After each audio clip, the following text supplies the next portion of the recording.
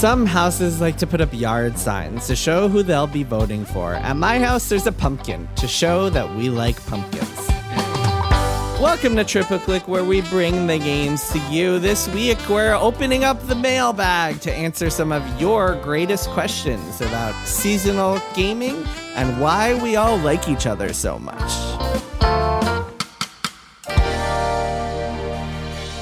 I'm Jason Schreier.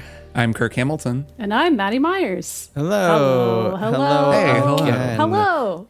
It's us. Hope you guys are doing well. I am back from my book tour, Jason's which back. has been a blur. Jason's home. You're back home. I just want to say I was in LA, San Francisco, and Salt Lake City, Utah, speaking at a college there. And I met a lot of Triple Click fans. So shout out to all the Triple Click fans who came to signings and college events and said hi.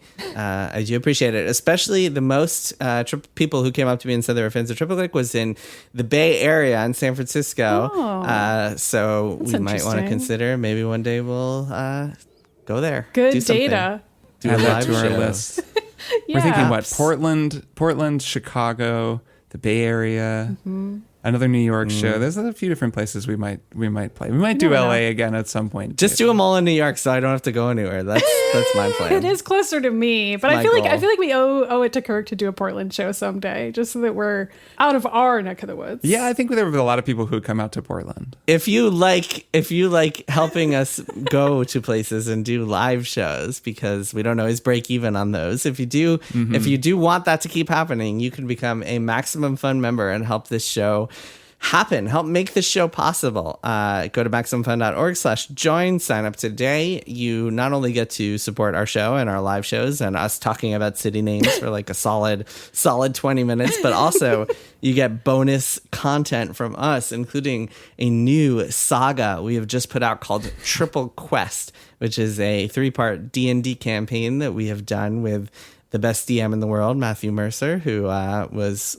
lovely enough, gracious enough to host for us, and it's really cool. Session 0 and part 1 are already live on the bonus feed. If you can't support us, you can't contribute for whatever reason, totally fine, don't worry about it. And just for you, we are still going to put Triple Quest out just a month later on the main feed. So next week we are going to put out Triple Quest part 2 for bonus subscribers, and then the intro, Session 0, and part 1 for main feed listeners, just as kind of a little add-on. It won't replace our normal episode next week. It'll just be a little bonus.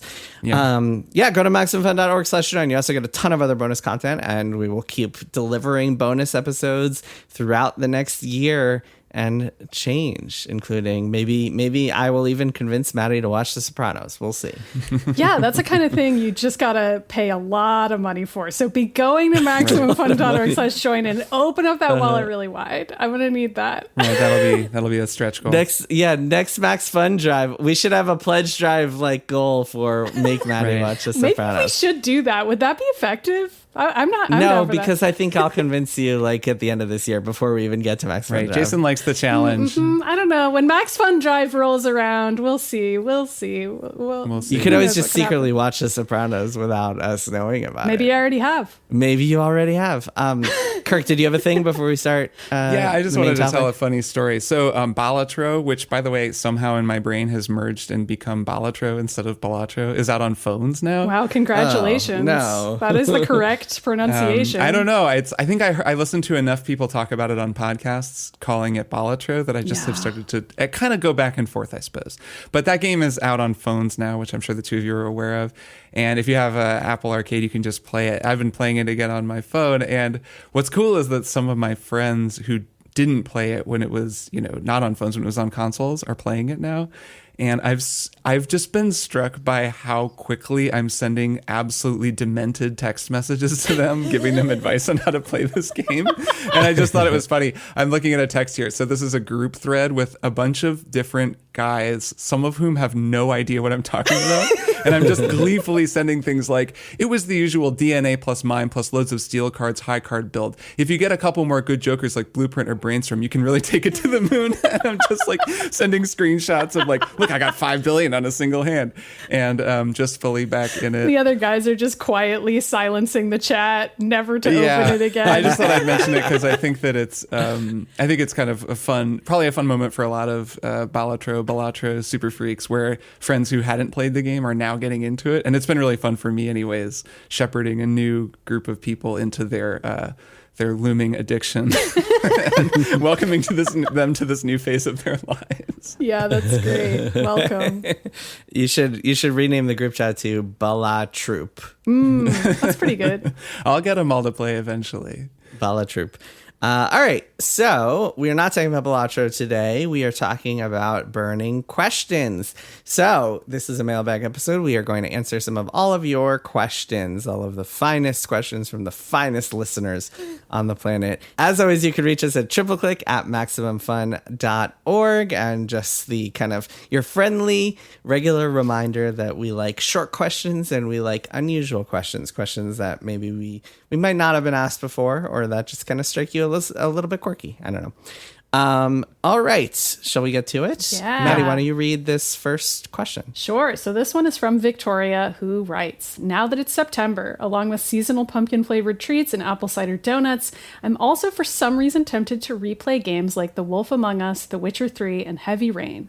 These games read as fall to me, not because of the season the game takes place in or because of the palette, but because of the overall vibe, kind of like how people associate different colored folders with school topics. Science is green, obviously. Do you all have games you associate with or turn to during particular seasons? Some other examples. Cyberpunk 2077 is a summer game, whereas Disco Elysium is that sad late January to February stretch where the holidays are over and there are no vacations in sight. This is good. Cyberpunk being a summer game is tripping me up a little, because that came out in December. Yeah, but I also kind of was thinking about it, and I was like, I think vibes wise it might be a summer game though, because it's like it's hot, it's oppressive, even though it's night, like it has this kind of like nightclub sticky vibe. It's grimy. I kind of could see it after I gave it a thought, and totally agree about Disco Elysium also. Absolutely. Definitely, January to February vibes. No clue when that game came out, but that's like a desolate, wintry feeling game. Yeah. Also, just the energy of that game. That came out in the fall. I feel like big, meaty RPGs like Cyberpunk or like Metaphor, just because I'm playing that now, those feel more appropriate for cold weather, just because you want to stay inside and spend more hours in front of your screen during winter. Metaphor does definitely feel like it came out at the right time. But I don't know. I've never had this thing just because of the nature. I'm curious to hear from you guys because of the nature of our jobs. I guess less so with Kirk, but at least for me and Maddy, it feels like we have to play things more according to when they're actually just coming out or like just before they come out. So for me, it's not, I don't really associate games with seasons other than their release dates. And like, that's what I just think of them. And you remember the sense memory of like, this is when I was playing it. And it's hard to divorce those two things. Nonetheless, the first thing that sprang to mind was Breath of the Wild, which I don't remember when I played it, but it made me think about spring because there's so many dramatic rain scenes in that game, like spring rain. And there's all the fields and like little flowers. It doesn't feel like it's just, everything's popping up, but it also feels like new beginnings. And Link wakes up. He has no idea who he is. It just has a lot of springtime vibes to me and like a growth and renewal type of a sense. That was one of the main ones that I thought of that I was like, that's a perfect pairing. You could play Breath of the Wild in the spring. I don't know about Tears of the Kingdom, though.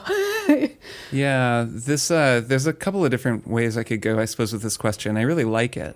One thing this makes me think of is a game like Bully, which has seasons in the game.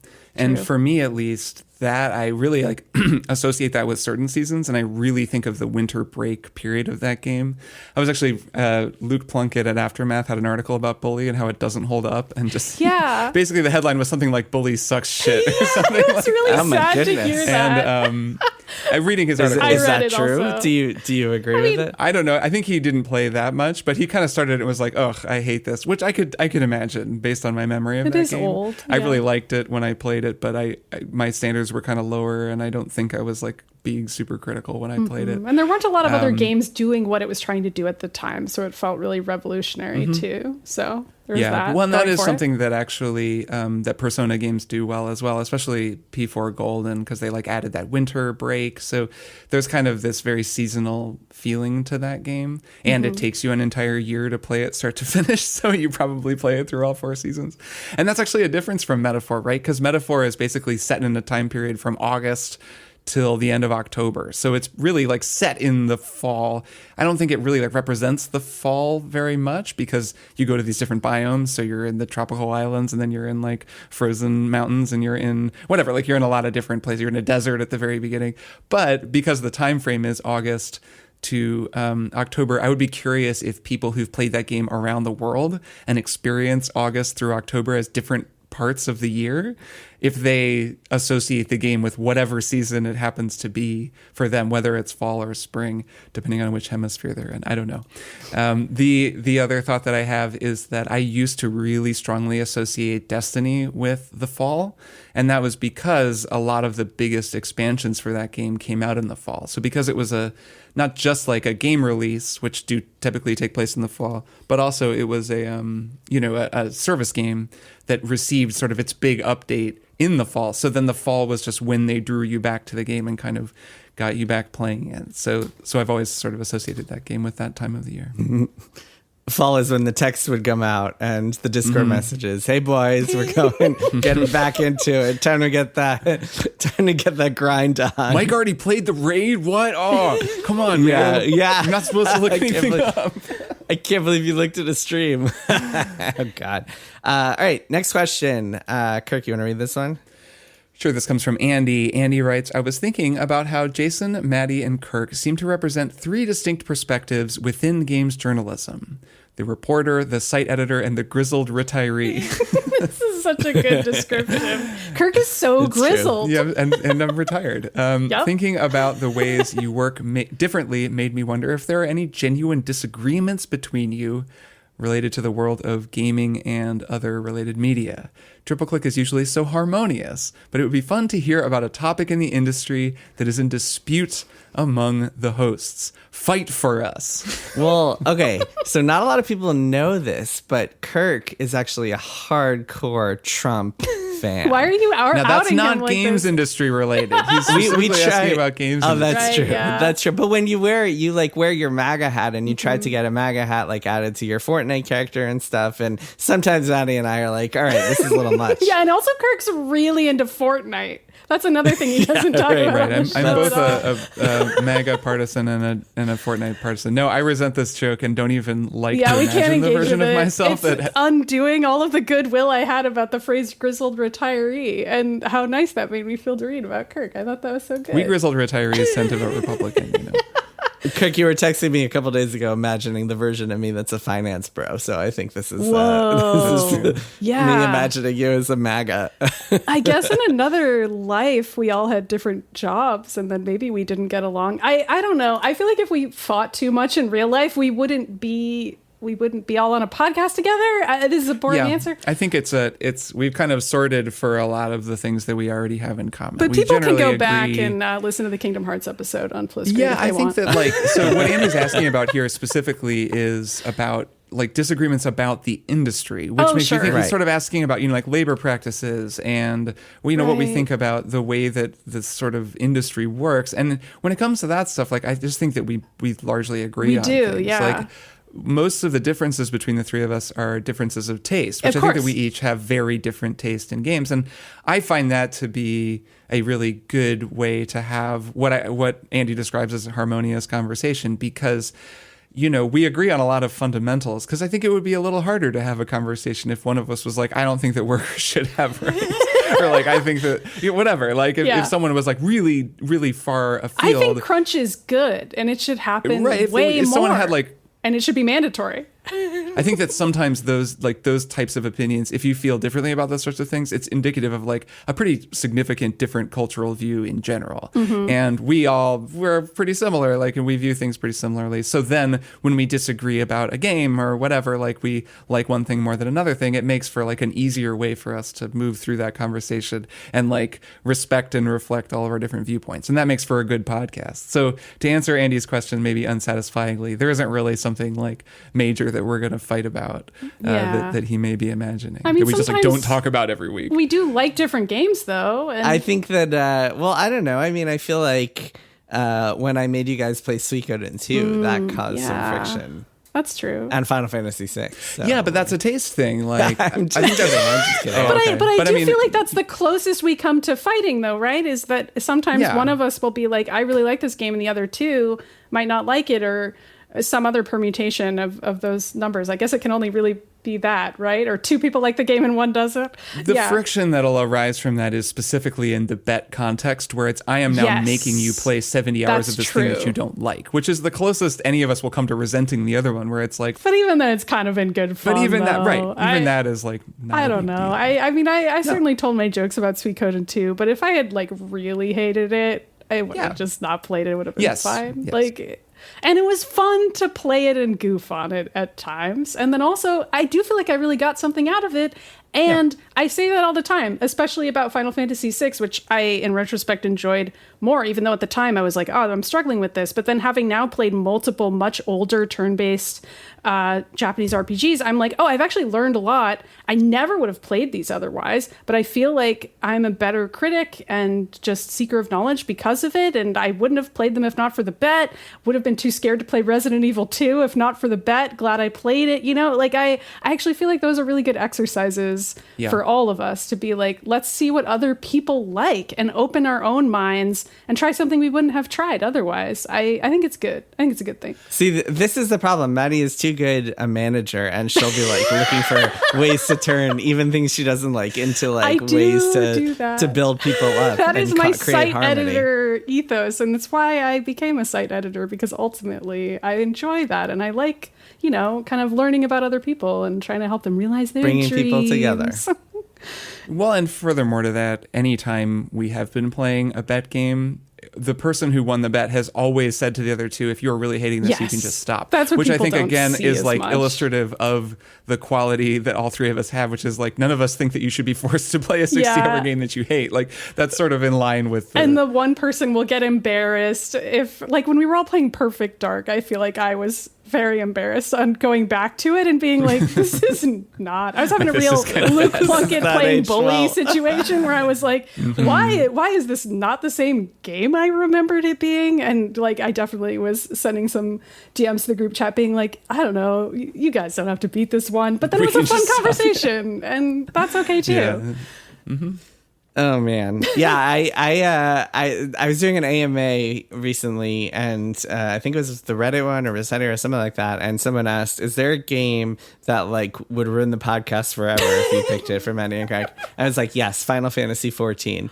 Whoa! if I forced you guys to play 400 hours of that game, it would destroy the podcast. But what if forever. we liked it? But no, I don't know. I mean, I'm sure. Yeah, what if you loved it? It would destroy it because we'd become addicted we'd be become too addicted addicted to do anything and else. then that would just be the show. We would just become a Final Fantasy 14 podcast. Yeah. I do think, I'm sure there are things that we disagree with on when it comes to the gaming industry. Like, I'm sure if we really dug into it, like we all, I don't think that we all are completely aligned on every single, political issue or like philosophical issue. But I think in general, we all kind of have a belief that like people are important and people who make games are important. And a lot of our conversations are through that framing, even if we don't necessarily agree on like whether, I don't know, EA should take a stance on Black Lives Matter or whatever. I don't even know if that's something we disagree on, but that just bringing up is just kind of like the minutia we might industry issues. Sure, or like maybe we don't agree if Twitch should ban Asmon Gold. Like again, I don't know. We've never talked about that, but like just bringing up random issues, we might have disagreements, but it's not something that comes up often or would necessarily divide us in a big way. I think that last thing is important because I think we maybe would have different like opinions about just the gradations of things and talk about them and like, oh, I think this was a little too extreme, and like, actually no, I think that was appropriate. But we live in a time in which disagreement tends to fall along these extremely stark divides. And that's true in gaming, just like in politics and everywhere, where if you truly disagree on some fundamental questions, you're really far apart from the other camp, like from the people who believe the other thing. Are women people? Are people of color people? Like just some core divides. Should civil rights exist? Maddie, that's actually our next burning question. And I guess what I'm saying is, yes, there are those really big questions that are like really huge and like massive, have huge moral implications. But as a result of that, I think in like the time that we live in, it feels as though even small things, like, you know, I don't even know, like whether you invert your thumbstick, like that, obviously maybe not that, but like there are things that are pretty small that can also start to feel like as wide of a gulf. Right, yeah. But then when you're just sitting around with people where you like don't really have like those huge gulfs between your feelings on, you know, basically anything, then you can disagree in the technically true sense of the word. You can disagree about one topic or another topic, but in terms of like, you know, degrees. It can be a sort of subtle disagreement where we just talk about like slightly different feelings about something, which is is nice. It's actually like how I wish more people could interact with one another, even if they disagree on more profound things. It just doesn't really feel possible right now. So like that type of disagreement is actually a very pleasant type of disagreement to have, I find, at least with the two of you. Because we all leave learning something. I think also it's worth noting, and then we should get to the next question, but one other point I just wanted to make real quick is that, like, I think sometimes work environments and even podcasts can be the result of people just kind of like being brought together and not necessarily knowing that they work well together or that they agree. And sometimes you can even sense that friction when you're listening to them. Oh, yeah. And with our show, since the three of us just decided to start this on our own and do our own thing and have been doing it for 4 years together now, 4.5 years now, God. Oh, really? It's like, I think that we pretty much knew that we were in simpatico and that we wouldn't have to worry too much about this sort of thing, that we all have kind of similar viewpoints on the world, similar alignments in a lot of ways. Anyway, so that's why we're so harmonious and perfect and the ideal podcast. That's right. Next question. This is from Marcus. Hello, you three. Your answer to this may be to go to a therapist, but I had a feeling about feeling toxicity among one person in our group of 4. One person is a longtime friend and helped me connect with the other 2. One tends to be aggressive, mostly toward me, if a mission fails or we do poorly. The other 2 don't catch the same grief, as I may be the weakest player at times, but we more often than not are victorious and have fun. When this happens, it's been spoken about, even apologized for, but seems to creep up and happen again. I've avoided playing for some time now, but now we are all talking about getting into Helldivers 2, and I'm not sure I want to. I'm wondering if any of you have been in a similar situation and what you did. Oh man, this is good. I just want to say, before we get to this question from Marcus, is I love the advice questions, and if people want to send in more advice questions so we could potentially do like an all advice podcast, that would be super fun. Podcast fun. Episode. I mean. Fun and intense. So Kirk and I, we had kind of, I won't name names or anything, but we had 1 or 2 people in our Destiny raid group back in the day who were a little tough on people when they were like weak links. I don't think it was Kirk or I who were ever really the weak link, but saw certainly it happen. Saw some friction happen. And I think the best way to do that is to just kind of like for someone else to be a moderator. And Kirk was always good at this, just kind of like doing a little bit of peacekeeping, a little bit of just kind of like trying to change the vibes a little bit, right? Am I remembering that correctly? Yeah, that is correct, or that jives with my memory. We had a lot of different people cycle through, and sometimes there'd be someone in there who would be kind of the wrong vibe, and then occasionally we'd just be in a very stressful situation in the game. Destiny, and of course. There would just be like raids. One person would be being very kind of like stringent about what we should be doing, and someone else would just get stressed out or get upset because they knew they were messing up, and it just kind of led to a bad energy.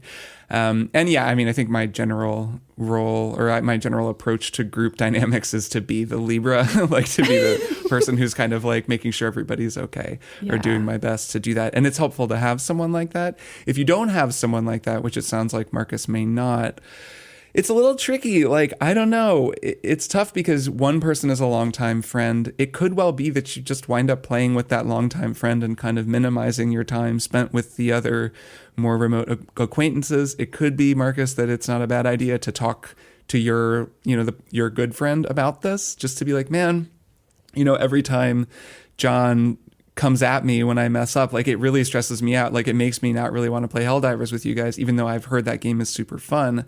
So like, how about we give it a shot? And like, if it's not working, maybe you and I can just go play. Cause like, life is too short to spend too much time with that guy. He stresses me out. And if your closer friend knows that that's the dynamic, he or she, like, they might be able to just help kind of smooth things out, or like be on the lookout for it.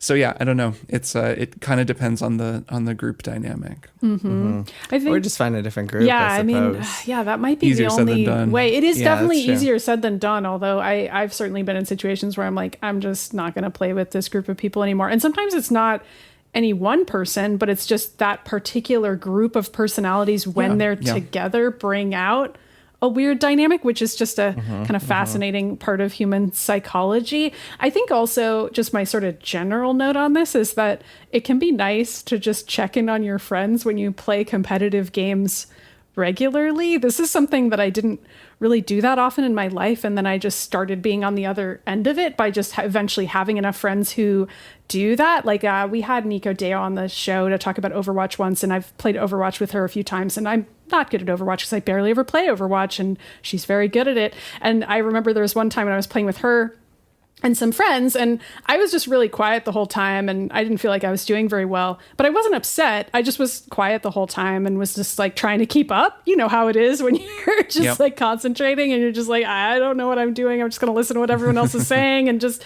try my best. And then the next day, she and somebody else in the group who I didn't even know that well, both separately DM me, and they were like, hey, are you okay? Were we being really intimidating? We just wanted to make sure that you had a good time. And I was like, oh, I mean, I'm probably never going to play Overwatch with you guys again, but it's not on you at all. I just kind of realized it wasn't my vibe. But like, I really appreciate that you checked in. And if I had been enjoying myself more, then that I would have really appreciated that too, because I would have had the opportunity to be like, oh yeah, I was actually like really digging it, and I just was being quiet. So I'm just an advocate for this, especially with competitive games, because they're really stressful. Like a team-based game where everybody's like, okay, get on the point, do this, do that, do that. And like usually somebody who's really good will come into a leadership role, and then everybody else is falling behind them. And that can be really cool and empowering feeling, but it can also be really stressful if you're the person on the team who's not any good at it. And just checking in on that person and being like, hey, did you have a good time? And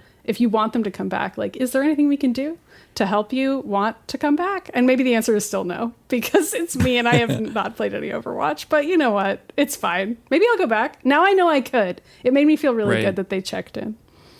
Yeah, that's very pro-social behavior. That's yes, good. exactly. More of pro-social. That. Everyone should engage in more advice. pro-social behavior outside of the game. Yes, especially with competitive games, especially there, because it's so much harder. Let's get through a few more questions. Maddie, next one. Sure. So this is from Jeremy, who says, howdy, loved the podcast since the split screen days. What are y'all's, quote, mediocre games that aren't terrible but worth playing, if only to make it clear why great games are great? Personally, I think playing Sonic Racing on the PS3 really made me appreciate Mario Kart.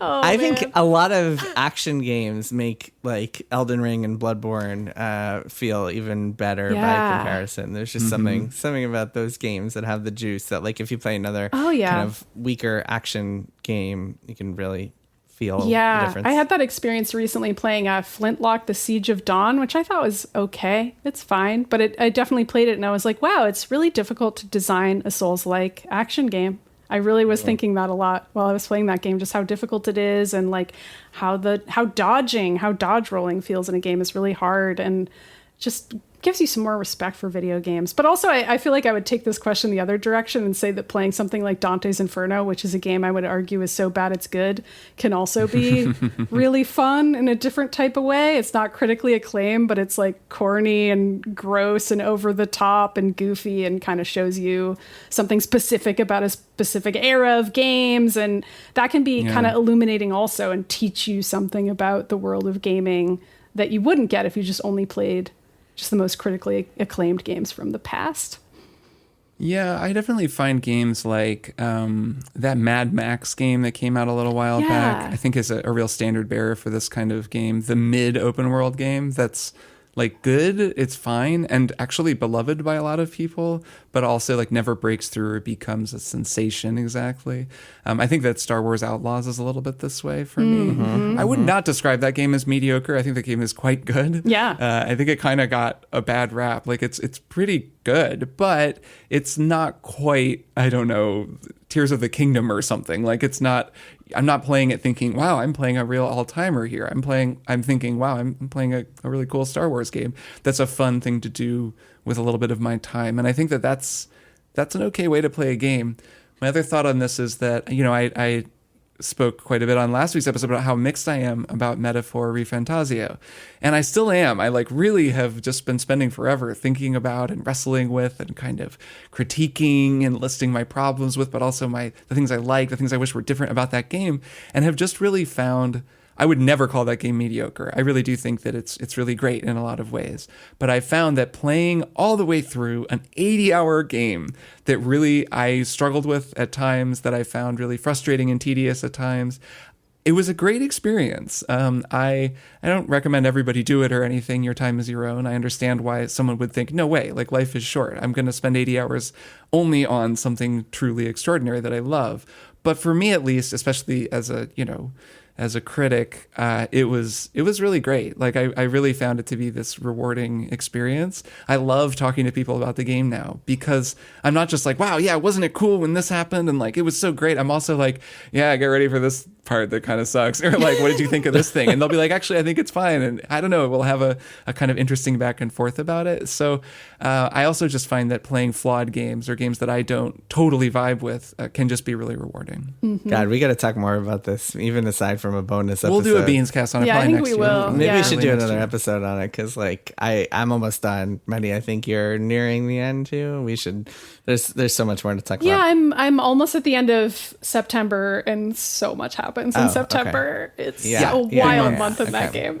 Yeah, that's Badia. Do you remember the month of September? It is like that. Okay, let's do a couple more questions. Kirk, I think it's your turn for Greg. Yes, I am up. This is from Greg. Greg writes, after reading Jason's books, I have become interested in the ongoing support, maintenance, and post-release development of games. Whether they are just getting patches, DLC expansions, or the full live service model, I'm sure there's some interesting stories there. One thing I've often wondered regarding live service games is whether the developers and publishers have an end-of-life date mapped out from the beginning, or perhaps some kind of metrics that determine whether the game keeps going for another year, or is it a little bit more ad hoc? That's a great question from Greg. I don't really have the answer to that. I thought that maybe, Jason, that might be one that you would have heard something about. So something that always surprises me, and I just had a conversation about this with someone in San Francisco last week, is how everything in the video game industry is always ad hoc. Yeah. I was afraid this would be the answer because I was like, I'm pretty sure that's what it is. Something people don't realize is that, like, okay, so one of my favorite reactions to Bloodstone Pixels was people being like, I'll never call game developers lazy again.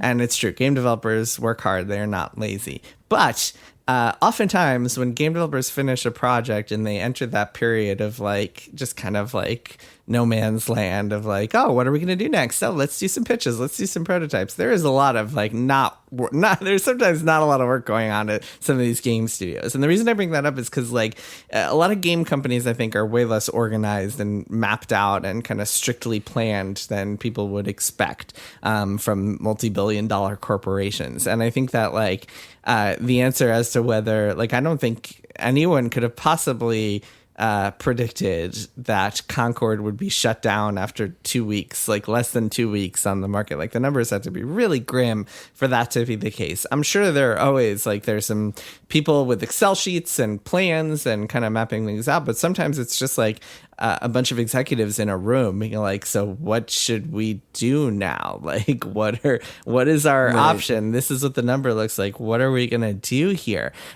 Suicide Squad, I can speak to that because I have a lot of inside info on that. They had plans for a long time of supporting that game, and then it launched in such a tepid audience and tepid reaction and weak audience that they decided not to do that whole plan and instead to just kind of cut it off at a certain time and move a bunch of people onto other things. And they decided to reduce the support. So like a lot of this is just kind of like on the fly decision making. And oftentimes that's what's happening behind the scenes is on the fly decision making. I think people are just kind of like making plans for the next year ideally, but like very few people have concrete plans for like what's going to happen 5 years from now. Or like it's interesting. I was talking to someone else about service games because I was talking to someone whose company is making a service game and after having not done them before. And I was kind of like, look, if this is a flop, that's bad for you guys. If this is a success, that's also bad for you guys because suddenly that game like sucks up all your staff for the next 5 years. So yeah, I don't know. I think there's not a lot of planning. And then one more example, just to kind of pull another just kind of interesting anecdote out of the data here is Naughty Dog. Naughty Dog decided to cancel The Last of Us Online after 4+ years of development. And their stated reason, what they said in public, was that they didn't want to commit to this because they didn't want to overhaul their entire operation around a service game and hire hundreds of staff to keep it going and so on and so forth. And there's definitely some truth to that. And that, to me, shows you how little planning there is on these things, because that's a conversation you have 4 years earlier, not for like after 4 years of development on this game. So, yeah, I mean, the answer here is everybody's improvising all the time. Yeah. Right. As crazy Terrifying. as that is.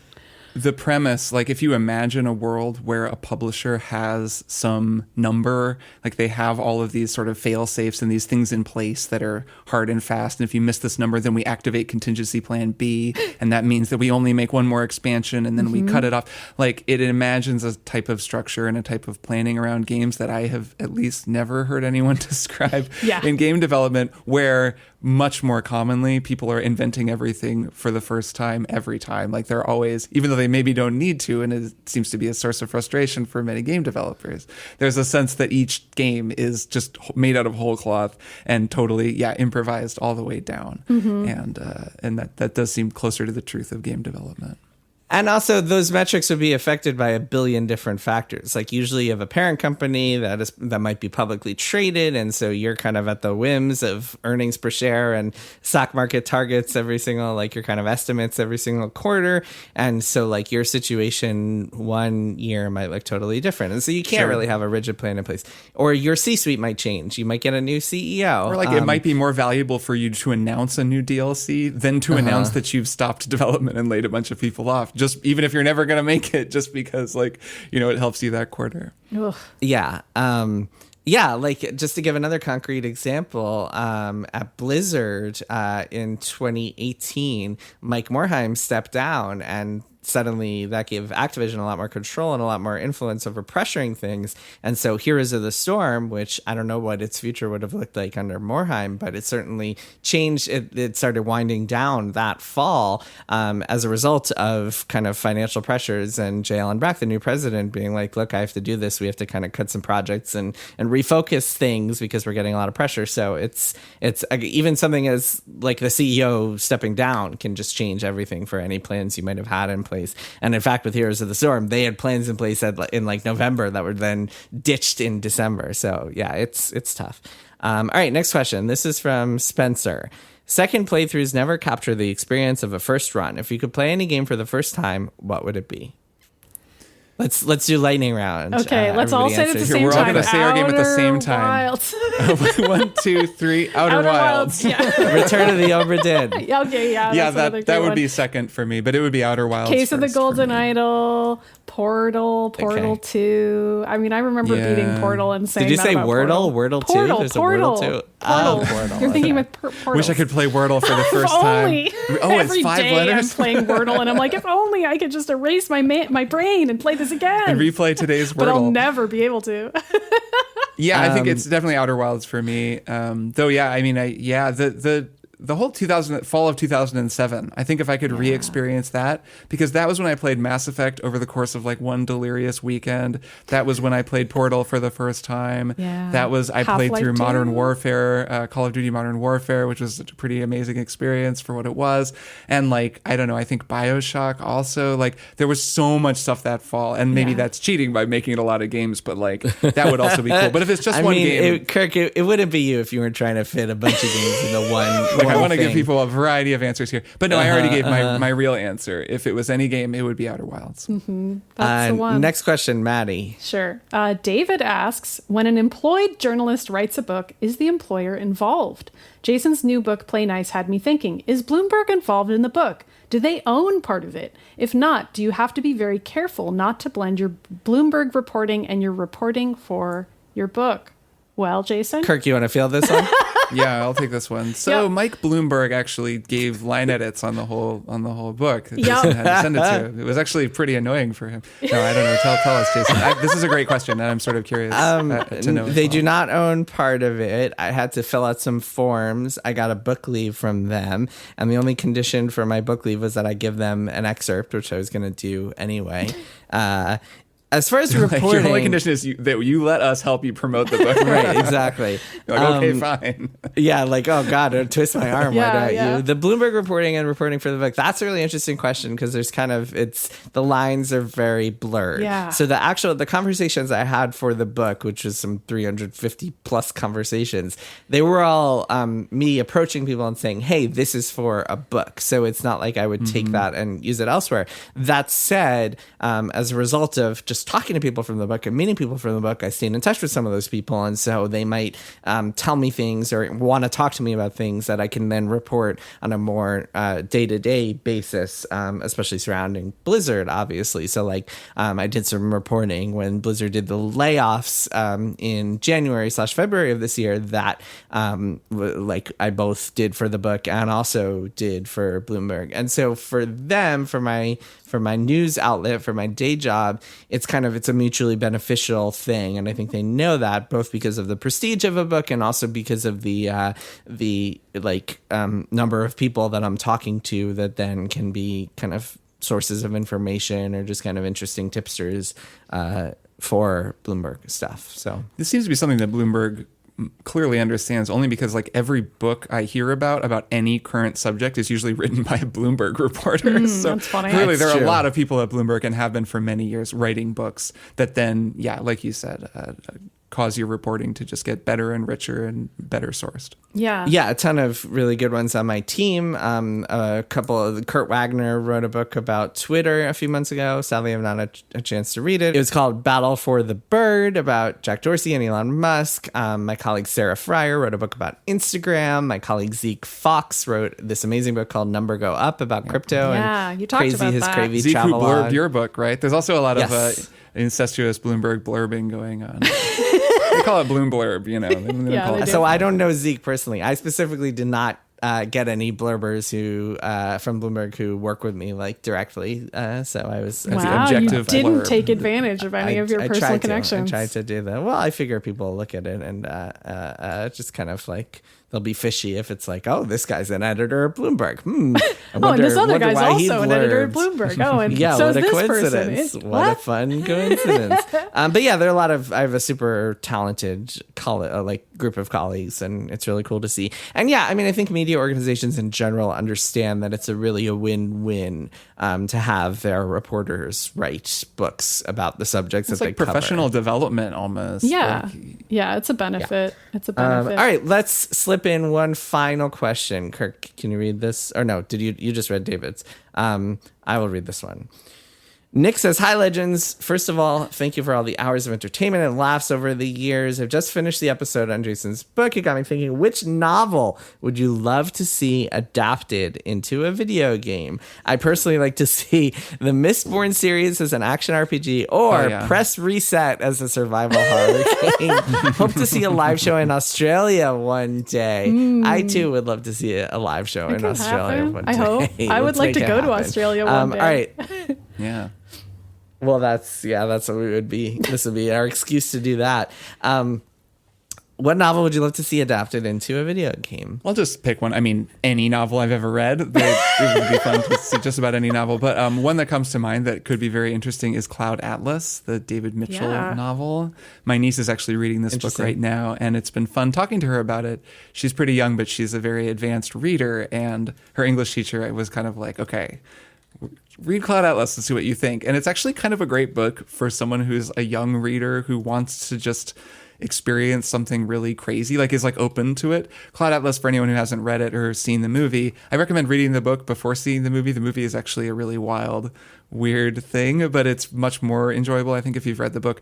The book Cloud Atlas is structured like a pyramid where each section of the book, I can't remember how many there are, maybe 5, is a completely different time period and a completely different set of characters. And it moves through time. So you start, I think the first chapter is, I believe, on board a ship in like the 1600s. And then it's like in the European countryside with a composer in like the 1800s. And then it's in like the 1920s. It's a kind of noir detective story. And then it's in the future. And it like stacks This sounds up. so expensive to make as a video game. Well, let me finish the game thought. So it stacks up, and you ride it all the way up, and it's like it's cool because it's not clear what the connections are. Like, it isn't like exactly like everyone's a reincarnation of the person from the storyline before, but there are these echoes, and it just has like a lot of cool connections. And then you go all the way up, and then you go all the way back down. So you get to have you spend time with each storyline twice, on the way up and then on the way back down.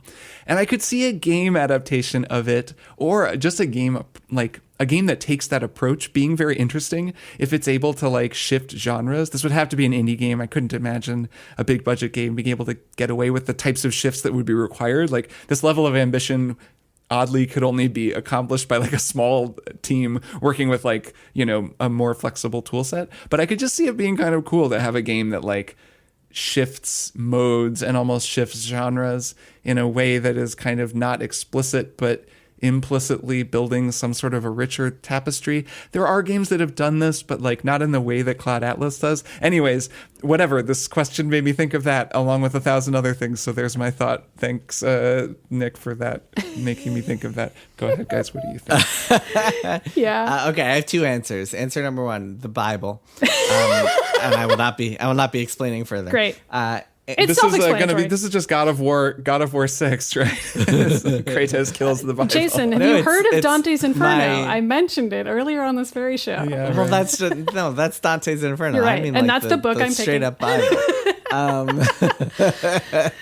That would be a hell of a video game, fashioned after Dante's Inferno. All right, we've got The Adventures of the Old Testament on Steam, mostly positive reviews. I feel like there are Bible video games. The Bible on Steam. Yes, this is a digital recreation of the Bible. Very positive reviews. So they're out there, Jason, if you want to see. Yeah, I mean, there's a reason I didn't elaborate further. I'll let people just kind of figure out what my version would look like. Okay. Yes. It would be a turn-based JRPG, Persona style, where you go through the entire biblical calendar, and you make decisions along the way. Maybe it would be like Civilization. You play as the Holy Ghost, maybe? I don't know. Well, only Old Testament. Okay, sure. So it's the Torah, really. Keep your New Testament, newfangled nonsense. We'll save that for the sequel. The other one is Lies of Locke Lamora, the series. It's like a heist type of series, although the game would never be finished. Ugh, that would be a bummer. Mistborn is a great pick, by the way. It is. I would like to read Press Reset is a survival horror game. I don't know, but Mistborn really would lend itself to a video game. Maddie, do you have a pick before we take a break? Yeah, I mean, I really like the Inheritance trilogy by N.K. Jemisin. I just think those books are really cool. But then I was like trying to think about how I would turn them into a video game, and there's so much world building that I was like, that might be miserable to do. And then as I was thinking that, I was like, what about Misery by Stephen King? That'd be a really cool, weird indie game. That would be awesome. I think they should do that. And they should get Kathy Bates back. She's still working. I've been watching Matlock. They could get her. She Nice. could voice it. Nice. All right. Thank you all for the great questions. Once again, triple@maximumfun.org is where to send your own questions and send us advice questions. And maybe we'll do an all advice burning questions episode. Yeah. Burning advice, we could call it. Or awesome advice. Or I don't know, something else catchy that we think of later. Let's take a break and then we'll be back with one more thing. This season on The Adventure Zone, Abnormals. Get ready for a brand new crime-fighting trio, here to protect the anthropomorphic muscular animal citizens of River City. Featuring Justin McElroy as Axolile, the firefighting axolotl. Clint McElroy as Roger Moore, the debonair cow of mystery. Griffin McElroy as Navy SEAL, the raw seal that has never served in the armed forces. And Travis McElroy as every other swole critter in River City. This swear-free Saturday morning cartoon-inspired story airs every Thursday on MaximumFun.org or wherever you get your podcasts. I'm Emily Fleming. And I'm Jordan Morris. We're real comedy writers. And real friends. And real cheapskates. We say, why subscribe to expensive streaming services when you can stream tons of insane movies online for free? Yeah, as long as you're fine with 25 randomly inserted, super loud car insurance commercials. On our podcast, Free with Ads, we review streaming movies from the darkest corner of the internet's bargain bin. From the good to the weird to the holy, look at Van Damme's big old butt. Free with Ads, a free podcast about free movies that's worth the price of admission. Every Tuesday on MaximumFun.org or your favorite pod spot. And we are back, Kirk, Maddy, and it's time for one more thing. Kirk, why don't you go first? Sure, I've been catching up on indie games, playing through a few cool things, and wanted to shout one of them out. It's a game called I Am Your Beast by Strange Scaffold. It's on PC, as far as I know, just PC, but it might be on other consoles, but I think it's just PC. This game is very cool, very fun. I think a lot of our listeners would probably enjoy it. It's a bit of a sort of Hotline Miami, Super Hot, and then maybe a little bit of Neon White, that game. It's a kind of fast-moving first-person shooter with an eye toward kind of perfecting runs through short spaces.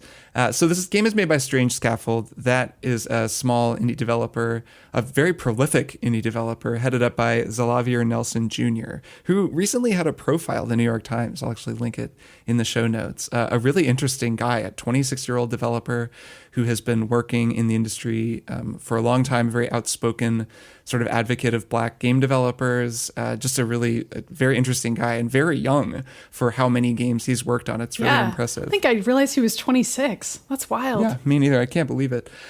He headed up, directed, and voice acted in the game El Paso Elsewhere that I talked about last year, which was the kind of Max Payne spiritual successor or like inspired vampire game. That's a really, really cool game. And also made a game called Click Holding from this year that I haven't had a chance to play, but I gather is this very provocative and very interesting short game that's supposed to be really cool. I plan to check it out before the end of the year just to have played it. But that's wild on its own. Like El Paso Elsewhere was last year? And then there's 2 games this year from the same studio. So kind of a lot of output. Well, that's his thing, is like micro game development, because he talks a lot about sustainability in the video game industry, and his approach is to do much smaller scoped projects that can actually be made in a few months rather than 5 to 7 years. It's really cool. Yeah, it's impressive. It's a really cool embodiment of something that I think we've talked about a lot, of the idea of making, I want smaller games that are worse looking, and I'm not kidding or whatever. I wouldn't say worse looking. I think he and his team have very clear artistic, a really neat eye for cool visuals, but they're very simple looking. I Am Your Beast is similar. So this game it's a first-person shooter. You're playing a guy named Alphonse Harding, who is basically it's one big trope, the story, and that's kind of on purpose because it lets you just get to the gameplay. The trope is the hardened super killer secret agent who's done a million jobs for some black ops organization, is off the grid in the woods somewhere, and his boss shows up at his doorstep and he says, "You should never have come here." And he's like, "We need you for one last job." And the badass secret agent said, "Not interested." It closes the door. And next thing you know, the forest is like teeming with special ops goons who are there to kill him, because if he won't join them for this job, they're going to have to take him out. And then he fights off an army of his, like, you know, the guys who used to employ him, until he finally kills them all or whatever. It's a First Blood, or actually Rebel Ridge has a little bit of this. I was about to say, this sounds like Rebel Ridge. Yeah, and the way the story plays out, it's kind of cool. It's like each level is prefaced by just a conversation over the radio between Harding and his handler, and it's all played out. I believe that Nelson is the voice actor in this, just like he was in El Paso Elsewhere. He's a really good voice actor. He has a great voice, and it's just these like hard-boiled, kind of funny, kind of poetic, pretty cool little just dialogues where it's like, "You should have come in, you know, you should have left me alone, whatever. All right, well, I'll say hi in a minute." And then cut to, bam, the game. The game itself is a run-based game or not run-based, I guess. It's like you can repeat levels because they're very short, but it's first person. You move extremely quickly, and you're just flying through some environment. You're climbing up a tree, running across a rope, jumping down, shooting a guy, grabbing a knife, throwing it through another guy's head. Like the one guy drops a gun, you pick up the gun, shoot the gun until it runs out of bullets, throw the gun at a guy, catch another knife, you know, jump around. It's like one of those games where you're moving super, super fast. Almost everything is a one-shot kill, especially once you've kind of learned the level. And then you make it through to the exfil point in like a matter of minutes. And then it gives you a score. So it's like, you know, whatever, F or D up to S. And then you just go on to the next one. And each level, they grow more and more elaborate. And pretty soon, as you learn the game's mechanics, you're really pulling off some awesome shit. Like, it feels like Hotline Miami in that it's a little more forgiving than Hotline Miami. It isn't like a one-hit kill. If you get hit, you can usually take a few hits, but it's just as fast and brutal. It is a very violent game. It's very stylized, but it is very violent. You are just shooting people in the head over and over. So it has that kind of energy to it. It feels a little like Super Hot, just in that it's, you know, really small environments and you're moving through them really quickly. And it feels like Neon White, that game, because you're really encouraged to perfect your runs, like to play through them a couple of times and like really work out what you're supposed to do. There are actually times in the story where you're gated on story progress and you have to go back and like get a high score on a preceding level. I actually don't love that decision. I think it'd be fun to just blow through it. It's a short game. It's like 2-3 hours. It'd be cool if they let you just blow through it and didn't make you go back and do that. I get wanting to encourage players to like really engage with the run-based part of the game, or the like repetitive part of the game, just because it's fun. Like when you really master a level and are like you have to get an S rank at one point on just one level, and it's really hard. Like it's very stringent in its rating. Like if you just move a little too slowly, you'll get an A and not an S. And so anyways, I think that's like, I get why they made the decision, but I'm not totally sold on it. That's like maybe my complaint about it. But really, it's a pretty wicked game. It's really fun. I think there might be a demo of it, and if anyone just can look at it, if you like this kind of game, you'll know if this is your speed. It's like $20, I think, on Steam. Totally worth checking out. So that is my one more thing. It's I Am Your Beast. It's out on PC right now. It's very cool. Cool. Maddy. All right. Mine is not a game. It is a really strange podcast that I've been listening to. And the title of the podcast is I Hate Bill Maher. And it's about what you would think it would be about. It's hosted by this comedian named Will Weldon, who hates Bill Maher. Uh-huh. And he, at least for the first 15 episodes or so, and then he kind of gets sick of doing it, he starts with a disclaimer that goes something like this. This is a podcast about hating Bill Maher. It's not about trying to understand Bill Maher. I'm not going to come to some sort of realization about Bill Maher over the course of recording this series of episodes. I will come in hating Bill Maher and I will leave hating Bill Maher. And it is that. He is a comedian and he has on a fellow comedian every single week, and he forces them to watch an episode of Real Time with Bill Maher with him. And they're starting at the very beginning of Real Time, which is in the early 2000s. So this is like right after 9/11. Was this when it was called Politically Incorrect? No, with Bill but Maher? but Oh, okay. I will say Politically Incorrect predated Real Time, and the pilot episode is actually Will Weldon having watched the final episode of Politically Incorrect, which was then canceled and then replaced with Real Time with Bill Maher. And so that very first episode, I would recommend going in chronological order, I suppose. There's only 20 episodes so far. It's a really kind of fascinating project. How can you listen Well, so to that here's how much it works. talk Some people about really Bill don't Maher? like Bill It's Maher. really interesting. And so I would say I don't really like Bill Maher either. And it's kind of weird for me to No, recommend me such neither. a haterade kind of a thing on the show. But I actually think the project is pretty interesting, in part because of the other people who come on the show. And some of them, like I think probably my favorite episode is episode 4 with Sophia Benoit, who comes on and just challenges the premise the entire time and is like deeply concerned for Will Weldon's welfare throughout the entire episode. And she's like, you realize that you're creating some sort of curse whereby by creating this podcast, you're going to become inextricably associated with Bill Maher. And he's kind of like, yeah, I've accepted my fate. And like, but also like, he seems like he has mixed feelings about it. So regardless, they go through every episode of Real Time, and it's kind of like an interesting historical artifact of like what television was like in the early 2000s and like how Islamophobic people were and how casually Islamophobic they were. And I like find that part of it really compelling, but also just the show is like really darkly funny and like they make fun of Bill Maher a lot. And so if you think that sounds interesting at all and you like hearing people either make fun of Bill Maher or make fun of Will Weldon for doing a really strange thing with his time that I think eventually he'll abandon. There's only 20 episodes so far, and I don't know how long it's going to go God. on. But I'm finding it And you've fun. listened to all of I all think of I'm on this? episode 15, and All right. Oh my God. I'm not disliking it. I will say I don't always agree with Will Weldon. Like some of the things he says, I'm like, oh, I don't know about that. But like, he's interesting. He's a character, and that's part of podcasting is having a character. Yeah. And his guests are also pretty interesting, and they don't always agree with him either. And I just think that always like makes for a fun project and like interesting conversations with people about like a specific time period and a really weird TV show that probably shouldn't have been on for the past 20 years. And it still is. Like Bill Maher, what is that guy even doing? So yeah, I don't know. The podcast is called I Hate Bill Maher, and that's what it is. It's exactly what it is. Wild. It's a very interesting idea. I think it's way too much haterade for you, Kirk. I think you two are both out of your minds.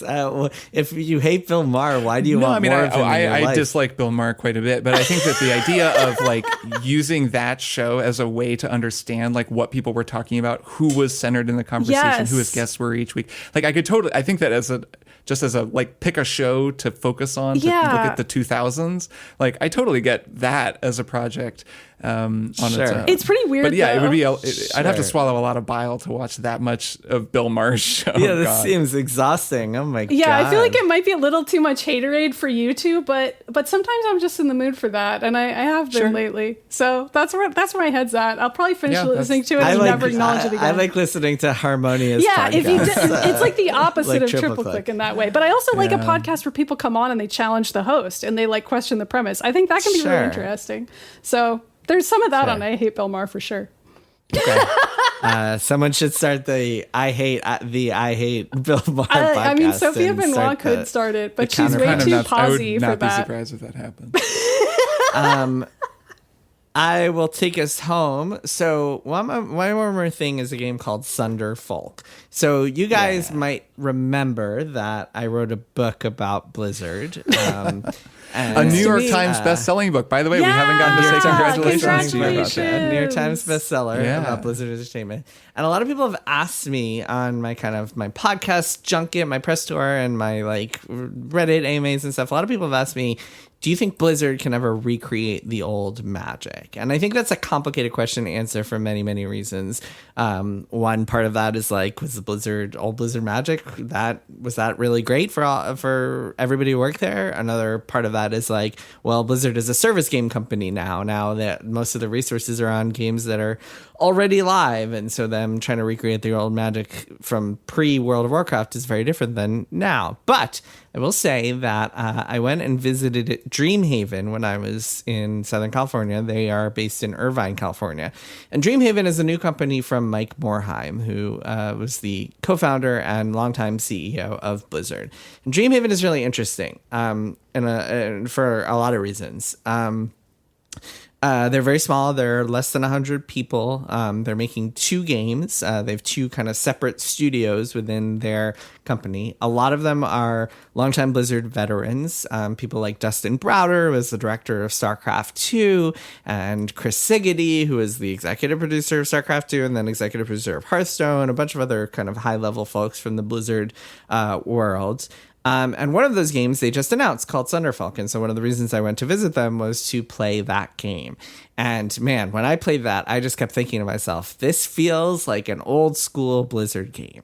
What Sunderfolk is essentially it takes Gloomhaven, and other kind of complicated tabletop board games like that, and boils them down to their simplest forms without taking away any of the depth to them. Gloomhaven being crucially a co-op game, which I'm guessing yes, you're going to explain. Co-op that board co-op games. Gloomhaven is like a dungeon crawling co-op tactical action or adventure game. Yes, co-op board games like that, which are kind of like notoriously hard to set up and get going. There are tons of cards and pieces and stuff. The setup can be hours, and it boils them down into something that is much easier to do. And the way it works is it is a traditional console PC game. You buy it for a set price. There are no microtransactions or anything like that, but it controls on your phone. And so like all of the information you might have on cards in a board game or like other pieces in a board game are instead on this little screen on your phone, kind of like Jackbox is the best way to think about it in terms of controls. And so a lot of people like see the game and they're like, oh no, not a phone game, but it's not a phone game. Your phone is just your controller.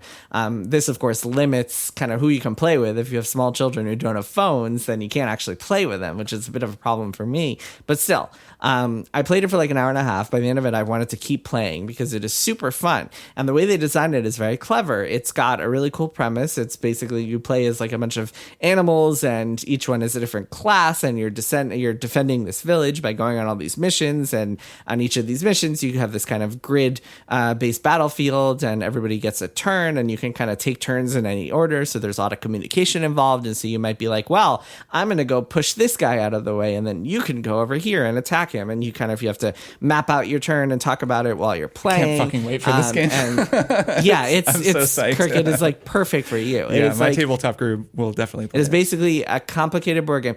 And so that was always Blizzard's thing, right? Like their success was like taking these genres that already existed and then boiling them down to their purest form, making them super polished, super accessible, super approachable, and making them really good and fun to play. And this seems like that, like straight up, like in every way you can imagine. So like, man, if you want something that recreates that old Blizzard magic. So here's the deal with Sunderfolk. So it's like about to enter a beta. I think you can sign up now. It comes out next year. Definitely still some rough edges to it. I saw a couple of typos. I saw a couple of things that even the developers, as I was sitting there playing with them, were like, oh yeah, we're going to tweak this or playing around with this. But what I saw was really cool. And I was like, yeah, I could see myself playing this game with a group of friends or family, especially people who like you can play it by yourself too, but I imagine it will be most appealing if you play with other people. And I can totally imagine playing this with my wife in a way that I would never play Gloomhaven because of all the setup. And like if we only have a couple of hours every night after the kids go to bed, something like this that is much easier to jump into seems way more appealing. So I'm very into it. Something I will say also about this Blizzard 2.0 in Dreamhaven is that even though they do have a lot of that kind of those old boys club folks from the Blizzard days, they also, in comparison to Blizzard had about 20% women. This, I'm not sure what the current stat is, but that was the number a few years ago. Dreamhaven has 37%, according to their leadership, are women or non-binary. And most importantly, the director of this game is a woman, which I think Blizzard has never had a female director. So worth noting there, too, as part of this whole kind of like trying to bring the values of Blizzard to a modern era and kind of move past some of the things that they left behind. I interviewed Morheim at the Bloomberg Screen Conference while I was in LA, so you can check that out. He talks a little bit about kind of like building a new culture and some of the lessons he's learned from Blizzard. We'll post a link in the show notes of this episode, but I think it's worth watching. And yeah, I left very excited about that. I also heard a little bit about their other game, which I think is going to be more of a competitive game, but that's a ways out. So this one is the more imminent one. And yeah, Sunderfolk, I mean, from what I played of it, super cool. I am excited to play it. I will definitely be checking it out. You can also, I think you can play online, so potentially the three of us could play it with each other as well. Fun. Could be a fun game for us. Or you could like broadcast the screen right to one person and everybody get on. Well, that's how you would do it. Yeah, kind of like Jackbox. I believe that's how you would do it. So like only one person has to own it, and then you can broadcast it out. Because yeah, all you do is you kind of, I believe it was a QR code that you like scan on your phone, and then you just kind of access it that way. And yeah, I mean, I think people who hear like phones and get turned off, don't worry. This is absolutely not a phone game in any way. Yeah, the middle piece that's worth considering here is Tabletop Simulator. Mm-hmm. So Gloomhaven, a fantastic game that is structured almost identically to what you described, is great. And my friend Sean owns Gloomhaven, and we play, but we only play on Tabletop Simulator because it's so easy to set it up. And it is almost like having a CRPG that you're playing. It's more finicky because it's like a mod to Tabletop Simulator. It's just made by like a solo guy who's doing it for fun. So it's nowhere near as polished, but it's the same idea. And then everyone has to bring a laptop. Like we've actually sat around where everyone is playing on their laptop because it's just so much easier. And we're playing Gloomhaven in the same room. But the idea of just it totally makes sense to look at that and say, wait, how can we kind of smooth this out and make it so we can just run it on a PS5 and everyone just get on their phone? Because in Gloomhaven, all you're really doing is picking where you're going to go and choosing your 2 cards for each turn. Like you could totally do that on your phone. Like there's no need for everyone to have a laptop. So it's such a great idea. I'm really jazzed about this game. I think it looks great. Mm-hmm. And from what you say, it sounds great. Yeah. And there's I'm not sure if Gloomhaven has a progression system, but in this it's like you level up your character and you gain more skills. Extremely elaborate. That's how Gloomhaven works. Extremely elaborate. Yeah. And a town building progression system. It's it's just it's probably a very similar game. Overall. Yeah, so this is extremely similar to that, except everybody's an animal. So it's got that kind of, what was that animal game that you talked about a few times? Root. Oh my God. Yeah, so it's got a little Root too. Yeah. Great game. And yeah, it's super cool. I picked a salamander, pyro dude who could had all these skills based around summoning fire to the but he could summon fire to the battlefield and then walk around collecting the fire to power himself up. It was super cool. Okay. And then I mean it's very smooth, works very well. I really enjoyed it, and I'm very much looking forward to playing more of it. Yeah, nice. Me too. I want to play it. Awesome. That is it for this week's episode. Thanks again to everybody who sent in questions. And do send us advice questions. I want to see if we can get that advice app going. That'd be fun. Triple-click at MaximumFun.org. Any advice? Life advice? Gaming life advice? Whatever. Advice. And, let us give you advice. Next week, it'll be time to talk about one of the fall's biggest games. We'll be dragoning some age. What game could you be talking about? We'll be very subtle hint. We'll be guarding some veils. We'll be. Why didn't you say guarding the veils? We'll be veiling some guards. We'll be the-ing some veil guards. The-ing some guards. All right. You know what? All right. Bye. I'm just going to say bye. See you guys next week. See you next week. Bye. Triple Click is produced by Jason Schreier, Maddy Myers, and me, Kirk Hamilton. I edit and mix the show and also wrote our theme music. Our show art is by Tom DJ. Some of the games and products we talked about on this episode may have been sent to us for free for review consideration. You can find a link to our ethics policy in the show notes. Triple Click is a proud member of the Maximum Fun Podcast Network, and if you like our show, we hope you'll consider supporting us by becoming a member at MaximumFun.org/join. Find us on Twitter at TripleClickPod, send email to tripleclick@MaximumFun.org, and find a link to our Discord in the show notes. Thanks for listening. See you next time.